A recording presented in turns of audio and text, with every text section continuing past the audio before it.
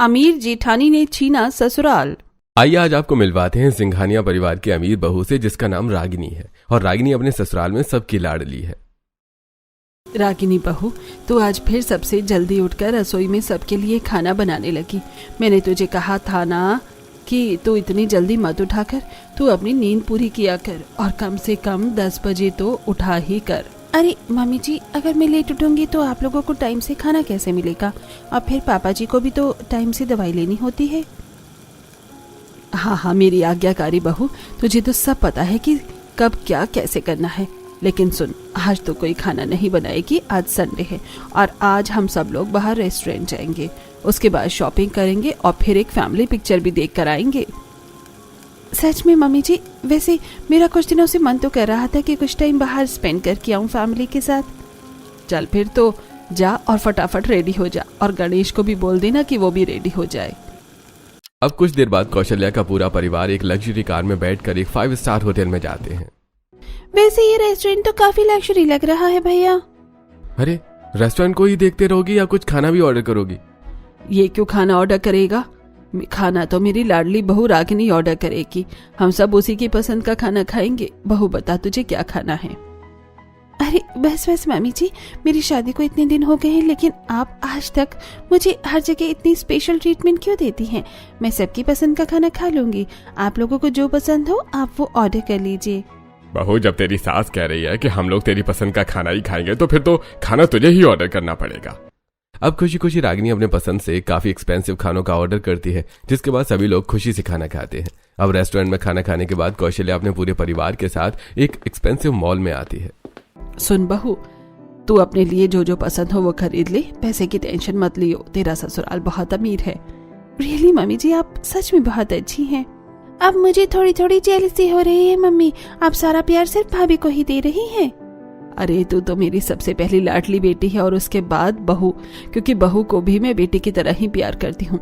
चलो अब तुम दोनों अपनी पसंद से जो जो चाहिए वो खरीद लो। अब घर के सभी सदस्य अपनी अपनी पसंद के कपड़े खरीदते हैं। अब शॉपिंग करने के बाद वो लग्जरी कार में बैठकर मूवी देखने थिएटर में जाते हैं। वहीं गणेश, हिमांशु मिलकर अपने परिवार के सदस्यों के लिए पॉपकॉर्न, कोल्ड ड्रिंक जैसे स्नैक्स खरीद कर थिएटर में लेकर आते हैं, जिसे खाते पीते वो लोग मूवी एंजॉय करते हैं। अब देर रात कौशल्या अपने पूरे परिवार के साथ घर आती है। जाओ अब सभी लोग आराम कर लो और बहू मेरी बात कान खोलकर सुन लो, सुबह जल्दी उठने की कोई जरूरत नहीं है, आराम से उठना, हम ब्रेकफास्ट बाहर से मंगा लेंगे। ये सुनकर रागिनी अपने सास को गले लगाते हुए कहती है, मम्मी जी आप सच में बहुत अच्छी हैं, आप मेरा कितना ख्याल रखती हैं, भगवान मेरी खुशी को किसी की नजर न लगने दे। अरे भाभी, किसी की नजर नहीं लगेगी आपकी खुशियों को। बाकी चलिए अब आराम कर लीजिए, रात बहुत ज्यादा हो गई है।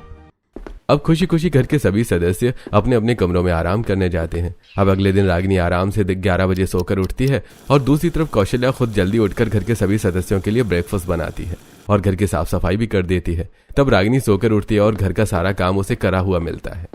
मम्मी जी, ये सब कुछ आपने किया है ना? अरे आप क्यों हर बार अकेले सारा घर संभालने लगती हैं? आखिर मैं इस घर की बहू हूँ, मुझे भी तो कुछ करने दिया कीजिए। बहू तू बहुत करती है, किसने कहा है कि तू कुछ नहीं करती है? मैं तो बस कभी कभी थोड़ा बहुत काम करती हूँ। अच्छा जा, आप जल्दी से शॉवर ले ले और ब्रेकफास्ट कर ले। अब रागिनी शावर लेती है और अपनी सास के हाथ का बना हुआ ब्रेकफास्ट करती है। इसी तरह कुछ महीने गुजरते हैं और अब कौशल्या अपने छोटे बेटे की शादी करने का भी फैसला लेती है। सुनिए जी, अब मैं सोच रही हूँ कि अपने घर में छोटे बेटे की बहू भी लेकर आ जाऊँ, क्या कहते हैं आप? हाँ, क्यों नहीं, छोटे बेटे की भी शादी की उम्र हो गई है और शायद अब उस लड़की की भी हो गई होगी। जी आप अब तक उस लड़की के बारे में सोचते हैं? कौशल्या, हम उस लड़की को कैसे भूल सकते हैं? आखिर उसके पिता ने हमारे ऊपर इतना उपकार किया है और आखिरी समय में हमने उसके पिता से वादा किया था कि उसकी बेटी हमारे ही घर की बहू बनेगी। जी मैं कहाँ कुछ कह रही हूँ, लेकिन वो गरीब घर से है, क्या हमारे बेटे और हमारी बड़ी बहू के साथ वो घुल मिल पाएगी? तभी वहाँ बैठी अमीर बहू रागिनी कहती है, मम्मी जी आखिर ऐसा भी कौन सा उपकार कर दिया है उसके पिता ने जो आप उस गरीब लड़की को ही इस घर की बहू बनाना चाहती हैं? बहू, ये सब बातें बहुत पुरानी है। कई साल पहले मैं ट्रेन से गांव जा रहा था और अचानक उस ट्रेन में आग लग गई, जिसमें मेरा शरीर आग की लपट में आ गया। लेकिन फिर जिस बोगी में मैं बैठा था उसी बोगी में एक गरीब परिवार था, जिस परिवार ने अपनी जान की चिंता न करके मुझे उस आग से बचाया। लेकिन उस दौरान उस गरीब लड़की के पिता का देहांत हो गया और उन्होंने जाते जाते मुझसे कहा कि मैं उसके परिवार की रक्षा करूं। जिसके बाद मैंने उस गरीब लड़की की मां से वादा किया कि आपकी लड़की जब भी बड़ी होगी तो वो मेरे ही घर की बहू बनेगी। सुनकर बहुत दुख हुआ पापा जी। हमारी वजह से उस गरीब लड़की के पिता गुजर गए। मुझे भी अब इस रिश्ते से कोई एतराज नहीं है। मैं तो चाहूंगी कि वो गरीब लड़की खुशी से इस घर की बहू बने। हाँ बहू, मैं भी यही चाहता हूँ। तुम कहो तो चलो, हम लोग कल ही उसे देखने चलते हैं। नहीं नहीं पापा जी, आप लोग जाइए, मैं जाकर क्या ही करूंगी। मुझे घर पर बहुत काम है। बाकी जब वो लड़की आपने पसंद की है तो वो लड़की अच्छी ही होगी। अगले दिन रागिनी के ससुराल वाले उस गरीब घर की लड़की के यहाँ रिश्ता लेकर जाते हैं। अरे आप लोग आ गए। मुझे तो विश्वास ही नहीं हो रहा है कि आप लोग सच में मेरे घर की दहलीज पर खड़े हैं। मुझे तो लगा था कि अब आप कभी नहीं आएंगे।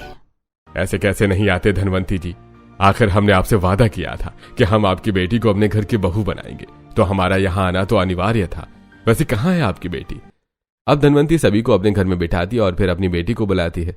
अब धनवंती की बेटी साधारण से कपड़ों में लड़के वालों के सामने आती है। अरे भाभी तो बहुत मासूम और खूबसूरत है। मैं आपकी एक सेल्फी ले लेती हूँ और अपनी भाभी को दिखाऊंगी। हाँ, आपकी बेटी तो बहुत सुंदर है। हमें तो पहली नजर में ही पसंद आ गई। बेटा हिमांशु, तुम्हें कैसी लगी लड़की?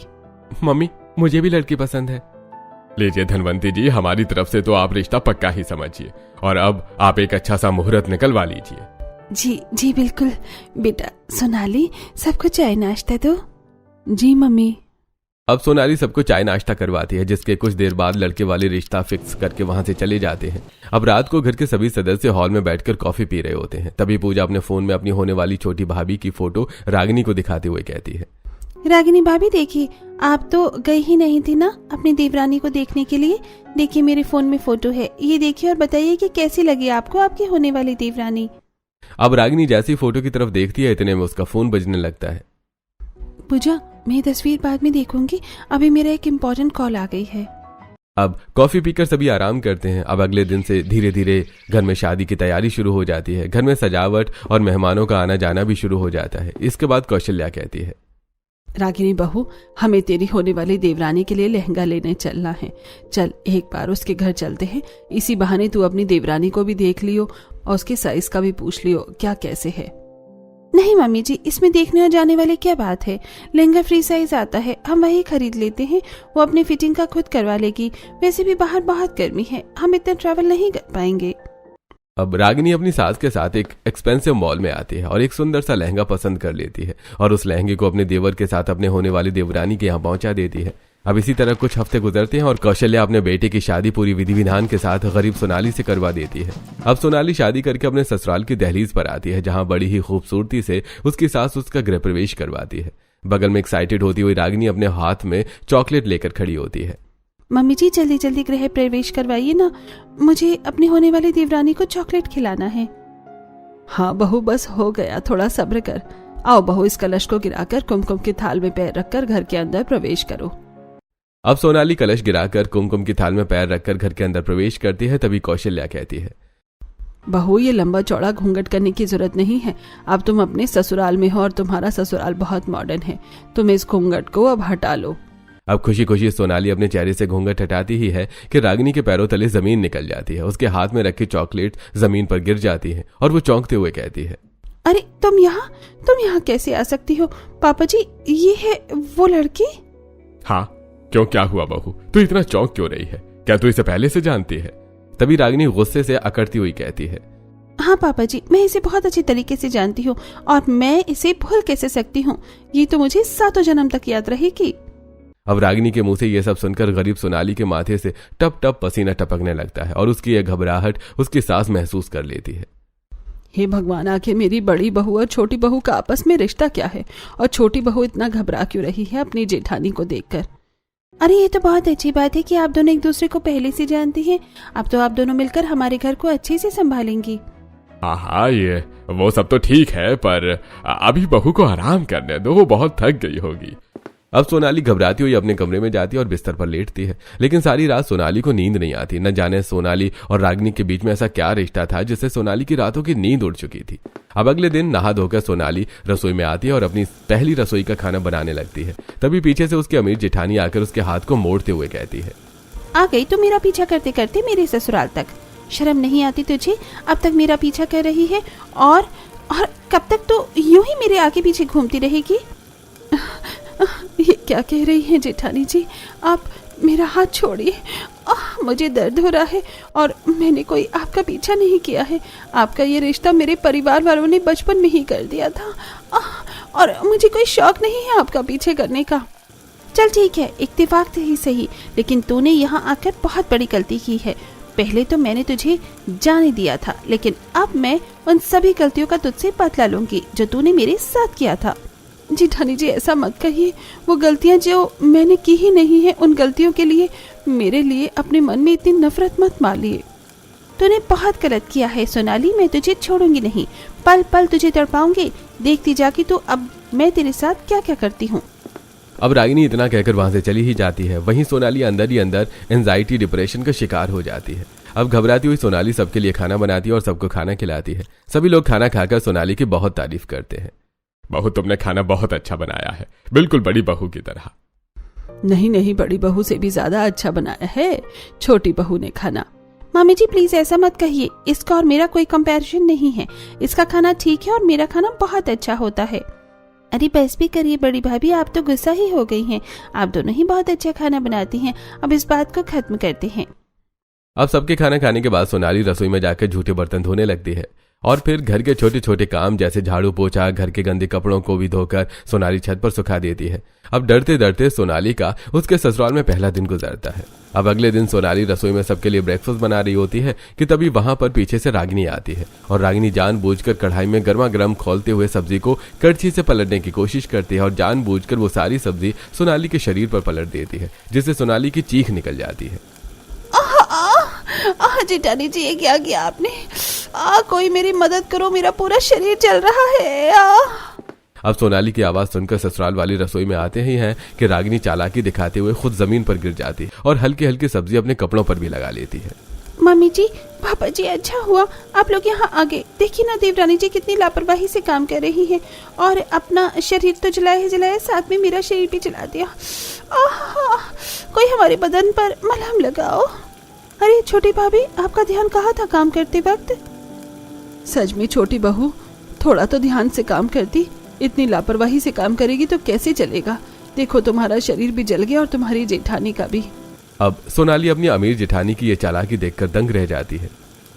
पर मम्मी जी, ये सब कुछ मैंने नहीं किया। बस करो सोनाली, कोई बात नहीं, गलती हो जाती है। चलो अब मलहम लगवा लो। सोनाली अब कुछ बोलती उससे पहले रागिनी उसकी बातों को खत्म कर देती है। अब सोनाली अपने कमरे में जाकर अपने जख्मों पर मलहम लगाती है। वहीं रागिनी अपने कमरे में। क्या सोचा था मेरी देवरानी ने? वो मेरी सच्चाई सामने ले आएगी, लेकिन उसे पता नहीं है कि मैं कितनी बड़ी चालाक लौंडी हूँ। अभी तो देखते जाओ तुम्हारे साथ क्या क्या होता है। अब इसी तरह रात को कौशल्या अपनी छोटी बहू से, छोटी बहू तुम्हारे ससुर ने डिनर कर लिया है और उनकी दवाई खाने का वक्त हो गया है। तुम एक काम करो, फ्रिज पर उनकी दवाई रखी हुई है, वो दवाई उन्हें जाकर दे दो। जी मम्मी जी, मैं अभी दे देती हूँ। अब सोनाली फ्रिज पर से दवाई का डिब्बा उठाती है और फ्रिज में से ही पानी की बोतल निकालती है। अरे पानी तो बहुत ज्यादा ठंडा हो रहा है, एक काम करती हूँ, रसोई से नॉर्मल पानी ले आती हूँ।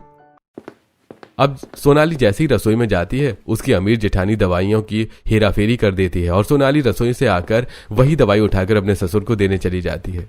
प्रेमानंद दवाई देखकर, अरे छोटी बहू, ये किसकी दवाई उठाकर ले आई हो मेरे पास? ये तो मेरी दवाइयां हैं ही नहीं। क्या? पर पापा जी, फ्रिज पर तो यही दवाई रखी हुई थी, मुझे लगा यही आपकी दवाई है। सोनाली इतना कहती है कि तभी वहां पर उसकी अमीर जेठानी आती है और फौरन अपने ससुर के हाथ से दवाई लेते हुए कहती है, अरे पापा जी, ये दवाई तो 6 महीने पहले ही एक्सपायरी हो गई है। और देवरानी जी, आपने दवाई क्यों दी पापा जी को? आप क्या चाहती हैं, पापा जी की सेहत खराब हो जाए? तभी वहां पर कौशल्या भी आ जाती है और वो ये सब सुनकर कहती है, छोटी बहू, तुम्हारे काम करने में ध्यान ही नहीं रहता है क्या? सारे काम उल्टे सीधे क्यों करती हो? अब सोनाली को डांट पड़ती देखकर रागिनी तिरछी निगाहों से सोनाली को देखकर हंसने लगती है। अच्छा, तो ये सब मेरी अमीर जेठानी ने किया है। ठीक है मम्मी जी, मैं आगे से ध्यान रखूंगी। अब इतना कहकर सोनाली वहां से चली जाती है। इसी तरह कुछ हफ्ते गुजरते हैं और एक दिन कौशल्या अपने घर में सत्यनारायण भगवान की कथा करवाती है, जिसमें घर के मंदिर के साथ सजावट होती है और ढेर सारे प्रसाद बनाए जाते हैं। लेकिन उस बीच जब सोनाली घर के कामकाज में लगी होती है तो रागिनी पीछे से आकर सोनाली को एक काल कोठरी जैसे कमरे में धक्का मारते हुए कहती है, बहुत काम कर लिया तूने, चल अब इस काल कोठरी में सड़ती रहे जब तक पूजा नहीं खत्म हो जाती। अब इतना कहकर रागिनी काल कोठरी को बाहर से बंद करके वहां से चली जाती है। अब घर वाली सोनाली को पूजा में ढूंढने लगते हैं। अरे सब लोग पूजा में बैठे हुए, लेकिन छोटी भाभी कहीं नजर ही नहीं आ रही। हाँ, पता नहीं कहाँ है। इतना सब कुछ हो रहा है लेकिन वो कहीं दिखाई नहीं दे रही है। छोटी पापी जी, मुहूर्त निकल रहा है, हम लोगों को पूजा पर ध्यान देना चाहिए। दूसरी तरफ काल कोठरी में बंद सोनाली गर्मी से परेशान होकर तड़पने लगती है। उसका चेहरा लाल हो जाता है और घुटन से उसकी सांसें अब रुकने लगती हैं। भगवान, मैं आखिर किस बात की सजा दे रहा है तू मुझे? इसे तो अच्छा होता कि मैं इस घर की बहू ही बनकर नहीं आती। रागिनी, तुम ये मेरे साथ ठीक नहीं कर रही हो। भगवान तुम्हें कभी माफ नहीं करेगा। दूसरी तरफ पूजा समाप्त होती है और अब रागिनी आकर काल कोठरी का दरवाजा खोलती है। इतने में वहां पर कौशल्या और पूजा आ जाती है। अरे अच्छा हुआ मम्मी जी आप लोग यहाँ आ गई, मैं आप लोगों को ही बुलाने वाली थी। देखिए, हम लोग पूजा में देवरानी जी को ढूंढ रहे थे और देवरानी जी इस काल कोठरी में बैठकर आराम फरमा रही हैं। देवरानी जी, वैसे आप बहुत बड़ी कामचोर हैं। अरे काम से बचने के लिए आप पूजा में भी शामिल नहीं हुई। अरे छोटी भाभी, ये तो बहुत गलत बात है। काम नहीं करना था तो कोई बात नहीं, पर कम से कम पूजा में शामिल तो हो जाती। छोटी बहू देखो, बुरा मत मानना, लेकिन तुम्हारी हरकतें देखकर अब दिन ब दिन मुझे तुम पर बहुत गुस्सा आने लगा है। अपनी आदतों को सुधार लो। अब सोनाली जो 1-1.5 घंटे से काल कोठरी में बंद थी, उसका चेहरा पसीने से तरबतर था। वो लड़खड़ाते शब्दों में कहती है, मम्मी जी, आप जैसा सोच रही हैं वैसा कुछ नहीं है। मैंने कोई काम चोरी नहीं की। बात ये है कि कैसी बात है देवरानी जी? अब आप शांत हो जाइए, मम्मी जी को और गुस्सा मत दिलाइए। हाँ छोटी बहू, मुझे अब कुछ नहीं सुनना। अब सबके जाने के बाद रागिनी अपने चेहरे पर एक शातिर मुस्कान लेकर सोनाली से कहती है, और देवरानी जी कैसा लग रहा है? मजा तो बहुत आ रहा होगा ना, ऐसे ही हर दिन तड़प तड़प कर यहाँ रहने में। सही कहा। अब इसी तरह एक दिन कौशल्या अपनी कीमती साड़ी सोनाली को आयरन करने के लिए देती है। छोटी बहू, ये मेरी साड़ी है, इसे आयरन कर दो। मुझे शाम में इसे पहनकर किटी पार्टी में जाना है। अब सोनाली बड़े ही प्यार से अपनी सास की साड़ी को आयरन करके उसके कमरे में रखकर चली जाती है। तभी पीछे से वहां रागिनी अपने हाथ में छोटे छोटे स्टील की कील लेकर आती है और उस कढ़ाईदार साड़ी की कढ़ाइयों के बीच में वो सभी कील को फंसा देती है। देवरानी जी, तुमने सोच भी कैसे लिया कि मैं तुम्हारा किसी भी काम को यहाँ पर सफलता पूर्वक होने दूंगी? अब देखो क्या होता है। अब इतना करके रागिनी वहां से चली जाती है और फिर कुछ देर बाद कौशल्या जाकर उस साड़ी को पहनती है कि तभी उसके गर्दन, कमर, हाथ पर वो नुकीली कील चुभने लगती हैं, जिससे उसके पूरे बदन पर लाल लाल जख्म हो जाते हैं। हे भगवान, ये साड़ी इतनी क्यों चुभ रही है? छोटी बहू, तुमने ये क्या किया? क्या इस साड़ी में? अब सास की आवाज सुनकर दोनों ही बहू कमरे में आती हैं। क्या हो मम्मी जी, आप चिल्ला क्यों रही हैं? और आपके बदन पर ये जख्म के निशान कहाँ से आए? अरे तुम हमसे क्या पूछ रही हो? साड़ी तो तुमने आयरन की थी ना, तुम्हें पता होना चाहिए कि तुमने क्या किया। लाइए माँ जी, दिखाइए तो जरा साड़ी। अब रागिनी साड़ी को अलट पलट कर देखती है और उसमें से कील बाहर निकलती है। मम्मी जी, साड़ी में तो नुकीले कील हैं जो आपके बदन में चुभ रही हैं। अरे देवरानी जी, अगर आपको ये कीमती साड़ी चाहिए थी तो आप मांग लेती। ये षड्यंत्र रचने की क्या जरूरत थी? छोटी बहू, तुम ऐसा कैसे कर सकती हो? मुझे तो विश्वास ही नहीं हो रहा है कि तुम उस गरीब इंसान की बेटी हो जिसने मेरे पति की मदद की थी। अरे बाप इतना ईमानदार है और बेटी इतनी ज्यादा नमक हराम। अब सोनाली रोते हुए कहती है, नहीं मम्मी जी, आप ये क्या कह रही हैं? ये सब मैंने नहीं किया। ये सब पक्का। चुप करो, ये पक्का पक्का क्या लगा रखा है? चली जाओ यहाँ से। अब रागिनी सोनाली का हाथ पकड़कर कमरे से बाहर करती है और दरवाजा बंद कर देती है। वहीं सोनाली की आंखों में आंसू गिरने लगते हैं। हे भगवान, मुझे रास्ता दिखा। आखिर मैं कैसे अपने ससुराल वालों को बताऊं कि मैं गुनाहगार नहीं हूँ? अब इसी तरह कुछ हफ्ते गुजरते हैं और फिर एक दिन सोनाली अपने हाथ में मोबाइल का कैमरा ऑन करके मसालों के डिब्बे के पास रखते हुए, बहुत हो गया, आज मैं अपनी अमीर जेठानी की सच्चाई सबके सामने लेकर आऊंगी। दूसरी तरफ दरवाजे पर खड़ी रागिनी ये सब देखकर, अच्छा तो आज ये मुझे घर वालों के सामने फंसाना चाहती है। अच्छा हुआ मैंने इसे देख लिया। अब बताती हूँ कि कौन फंसता है और कौन बचता है। अब कैमरा लगाते ही रागिनी रसोई में जाती है और खाना बना रही सोनाली के साथ जोर जबरदस्ती करने लगती है, जिससे सोनाली के हाथ का गरम गरम कड़छी रागिनी के हाथ पर गिर जाती है। देवरानी जी, क्या कर रही हो? आपने मुझे चला दिया। अब सोनाली रागिनी का हाथ पकड़ती है मदद करने के लिए, लेकिन रागिनी ऐसे चिल्लाती है जैसे सोनाली उसके हाथ को मरोड़ रही हो। देवरानी जी, एक तो आपने मेरा हाथ जला दिया, ऊपर से आप मेरे हाथ को मरोड़ रही हो। आपको शर्म नहीं आती? अब रागिनी की आवाज सुनकर ससुराल वाले रसोई में आते हैं। क्या हुआ बड़ी बहू, तुम ऐसे चिल्ला क्यों रही हो और तुम्हारे हाथ जख्मी कैसे हुआ? ओह मम्मी जी, देवरानी जी ने मुझे प्यार से रसोई में बुलाया और फिर वो मुझे टॉर्चर करने लगी। अब पूजा की नजर रसोई में रखे मोबाइल पर जाती है। अच्छा, तो छोटी भाभी मारते हुए वीडियो भी रिकॉर्ड कर रही हैं। इसमें साफ दिख रहा है कि आप कैसे मेरी बड़ी भाभी को परेशान कर रही हैं। आपने पहले उनके हाथ को जलाया और फिर उनका हाथ जला दिया, मोड़ भी दिया। नहीं, आप लोग गलत समझ रहे हैं। इस वीडियो में जो दिख रहा है वैसा कुछ भी नहीं है। जेठानी जी प्लीज ऐसा मत कीजिए। सोनाली, तुम मेरी बड़ी भाभी के साथ ऐसा कैसे कर सकती हो? माफ करना देवर जी, लेकिन अब मैं और इस घर में टॉर्चर नहीं हो सकती। इसको अभी के अभी यहाँ से जाने के लिए बोलिए, वरना मैं यहाँ से चली जाऊंगी। तो क्यों जाएगी इस घर से? जब गलती छोटी बहू ने की है तो छोटी बहू ही अभी के अभी इस घर से तू निकल जा। अब मैं और इस घर में तेरा तमाशा नहीं देख सकती। अब रागिनी के जख्मी हाथ देखकर प्रेमानंद भी कुछ नहीं कहता और सोनाली रोती रोती अपना सामान लेकर घर से बाहर निकल जाती है। लेकिन सोनाली हिम्मत नहीं हारती। वो ससुराल के घर से तो बाहर निकल जाती है, लेकिन ससुराल के सामने एक फूस का घर बनाकर रहने लगती है। इसी तरह 2 से 3 दिन निकल जाते हैं। सोनाली भूखी प्यासी गर्मी में उसी झोपड़ी में परेशान हो रही होती है कि तभी पड़ोस के लोग, है भगवान, कौशल्या ने अपनी गरीब बहू को आज से घर से बाहर क्यों निकाल रखा है? बेचारी गर्मी में कितना परेशान हो रही है और आंखों के नीचे काले धब्बे देखकर लगता है कि इसने कई दिनों से कुछ खाया भी नहीं है। अरे, जब गरीब बहू को संभालने की औकात नहीं थी तो अपने घर में लेकर क्यों आई गरीब बहू? बेचारी देखो कितनी परेशान हो रही है। दूसरी ओर बालकनी में खड़ी कौशल्या ये सब देखकर, देखो कैसा मासूम चेहरा बनाकर बैठी है, जिसे देख के पड़ोसी के लोग भी, उन्हें भी दया आ जाती है। लेकिन इसकी असलियत तो हम लोग जानते हैं ना। अब इसी तरह कुछ हफ्ते गुजरते हैं और अब सोनाली भूख से परेशान होकर मोहल्ले के डस्टबिन में फेंके गंदे बदबूदार रोटी को उठाकर खा रही होती है।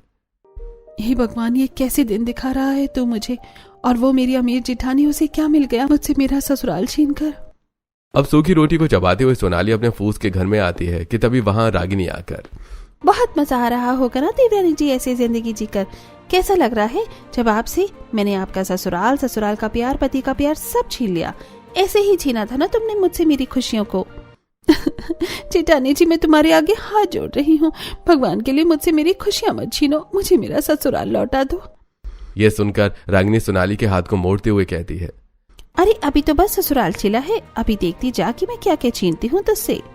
अब रागिनी ये सब कर ही रही होती है कि बालकनी में खड़ी पूजा ये सब कुछ देख लेती है और फौरन घर वालों को लेकर सोनाली के पास पहुंचती है। कौशल्या रागिनी का ये रूप देखकर दंग होती हुई कहती है, बड़ी बहू, तुम ये क्या कर रही हो? हाथ छोड़ो छोटी बहू का। मम्मी, मैंने अपने कानों से सुना कि हमारी अमीर भाभी छोटी भाभी से कह रही थी कि वो उनकी सारी खुशियां छीन लेंगी।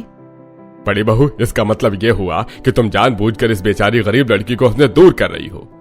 ये सुनकर रागिनी गुस्से से तिलमिलाती हुई कहती है, पापा जी, किसी भी कीमत पर आप इस लड़की को बेचारी मत कहिए। ये लड़की बेचारी नहीं बल्कि एक नंबर की चालाक है। और आपको क्या लगता है मैंने इससे इसकी खुशियां छीनी है? अरे ये है क्या? ये लड़की जिसने सबसे पहले मुझसे मेरी सारी खुशियां छीन ली। नहीं, ये सच नहीं है, मैंने कुछ नहीं किया। बड़ी बहू, आखिर सच क्या है? कुछ बताओगी कि नहीं? आखिर क्या रिश्ता है तुम्हारा इससे? मम्मी जी, इस लड़की ने शादी से पहले मुझे बहुत सताया है। मुझे आज भी याद है वो सब दिन जब ये मेरी खुशियों के बीच में आती है।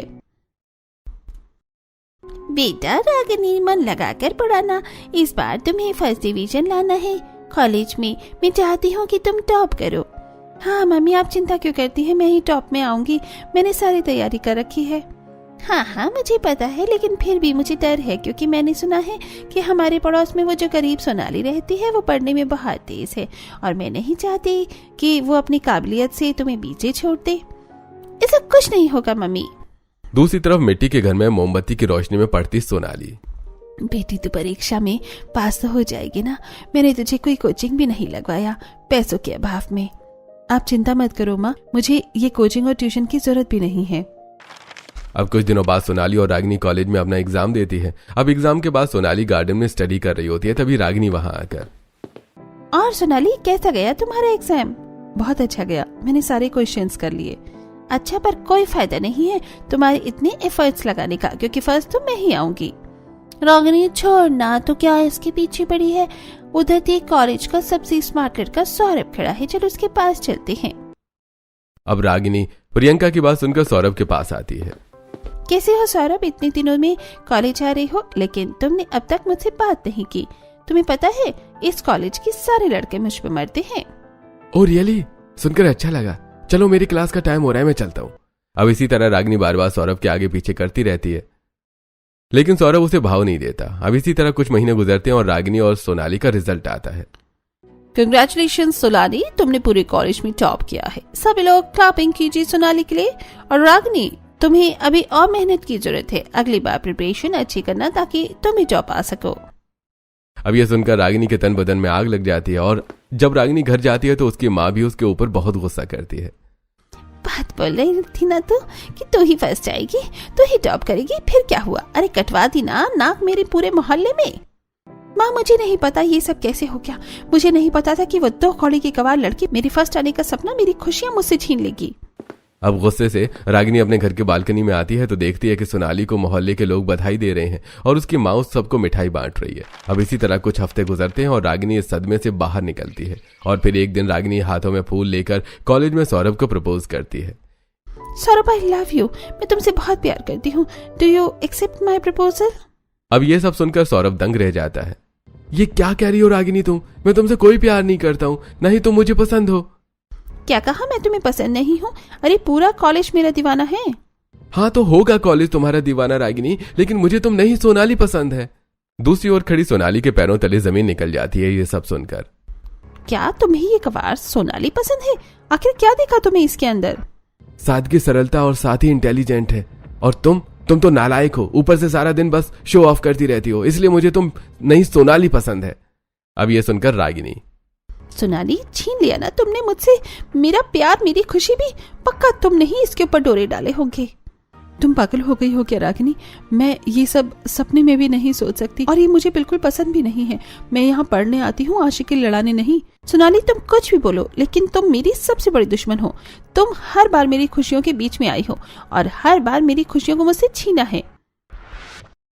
अब आप ही बताइए माँ जी, क्या ऐसी लड़की को मुझे माफ करना चाहिए? 1 मिनट भाभी, मैंने आपकी सारी बातें सुनी और आपकी सारी बातों ने मुझे मेरी करीब भाभी कहीं से भी गलत नहीं लगी। अरे आप दोनों पढ़ाई में एक साथ मेहनत कर रही थी, लेकिन जिसने सबसे ज्यादा मेहनत की वो फर्स्ट आ गया। इसमें छोटी भाभी की क्या गलती थी? दूसरी बात, जब आपको किसी लड़की से प्यार हुआ और उस लड़के के सामने से आपको मना ही कर दिया और छोटी भाभी को पसंद कर लिया और छोटी भाभी ने आगे से कहा कि वो उस लड़की को पसंद नहीं करती, तो फिर किस हिसाब से आप ये कह रही हैं कि छोटी भाभी ने आपकी खुशियों को छीना है? ये सब तो बस एक गलतफहमी है और कुछ नहीं। मेरी बेटी बिल्कुल सही कह रही है। ये सब एक गलतफहमी है और उस छोटी मोटी गलतफहमियों की वजह से तुम मेरी बेचारी गरीब बहू को पल पल तड़पा रही थी। इसका मतलब वो साड़ी में कील लगाना, बदन पर खाना गिराना, मेरे पति को गलत दवाई देना और उसे कालकोठरी में भी तुमने ही बंद किया, इस मासूम को। और मैं सोचती रही कि ये सब कुछ मेरी गरीब बहू कर रही है। रागिनी, मुझे विश्वास नहीं हो रहा है कि तुम मेरी वाइफ हो। अरे एक औरत होकर तुम एक औरत की दुश्मन बनी फिर रही हो, और वो भी ऐसी औरत की जिसने तुम्हारे साथ कभी कुछ गलत नहीं किया है। तुम्हें शर्म आनी चाहिए। तुम्हें तो इसकी सजा मिलनी चाहिए, और सजा ये है कि अब हम लोग तुम्हें छोड़ते हैं। हाँ, अब हम तुम्हें छोड़ रहे हैं, तुम हमारे साथ नहीं रहोगी। चलो छोटी बहू यहाँ से। हे भगवान, मैंने तो सोचा था कि मैं गरीब बहू को लेकर आऊंगा तो इस घर में उसको प्यार मिलेगा और उसे मैं उसके पिता का कर्ज उतार पाऊंगा, लेकिन बड़ी बहू तुमने तो मुझे और पाप का भागीदार बना दिया। अब रागिनी को भी अपनी गलती का एहसास होता है और वो हाथ जोड़कर कहती है, पापा जी, पाप के भागीदार आप नहीं सिर्फ मैं हूँ, क्योंकि ये सारे जुल्म मैंने किए हैं। मुझे माफ कर दो सोनाली। छोटी छोटी गलतफहमी में आकर मैंने तुम्हारे साथ दुश्मनों से भी बुरा बर्ताव किया और तुम्हें बहुत तड़पाया, बहुत सताया। भगवान मुझे कभी माफ नहीं करेगा। मैं जा रही हूँ ये घर छोड़कर। अब सोनाली रागिनी का हाथ पकड़कर उसे रोकते हुए कहती है, नहीं जेठानी जी, आप कहीं नहीं जाएंगी। मैंने आपकी सभी गलतियों को माफ कर दिया है और आज से हम दोनों बड़ी और छोटी बहन बनकर इस घर में प्यार से रहेंगे। अब सोनाली को माफ करता देखकर घर के बाकी सदस्य भी रागिनी को माफ कर देते हैं और इस दिन के बाद से कौशल्या की दोनों ही बहू ससुराल में एक दूसरे के साथ मिलकर खुशहाल जिंदगी बिताने लगती हैं।